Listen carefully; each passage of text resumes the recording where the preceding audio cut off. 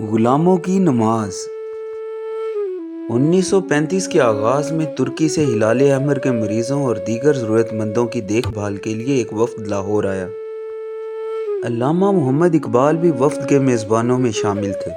طے یہ پایا کہ تنظیم کی میٹنگ سے پہلے بادشاہی مسجد میں نماز ادا کر لی جائے۔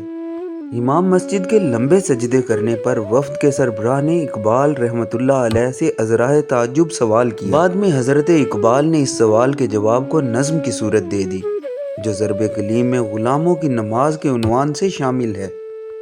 کہا مجاہد ترکی نے مجھ سے بعد نماز، طویل سجدہ ہیں کیوں اس قدر تمہارے امام؟ وہ سادہ مرد مجاہد، وہ مومن آزاد، خبر نہ تھی اسے کیا چیز ہے نماز غلام۔ ہزار کام ہے مردان حر کو دنیا میں، انہی کے ذوق عمل سے ہیں امتوں کے نظام۔ بدن غلام کا سوز عمل سے ہے محروم، کہ ہے مرور غلاموں کے روز و شب بے حرام۔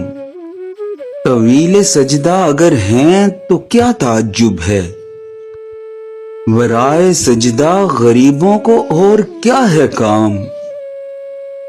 خدا نصیب کرے ہند کے اماموں کو وہ سجدہ جس میں ہے ملت کی زندگی کا پیام، وہ سجدہ جس میں ہے ملت کی زندگی کا پیام۔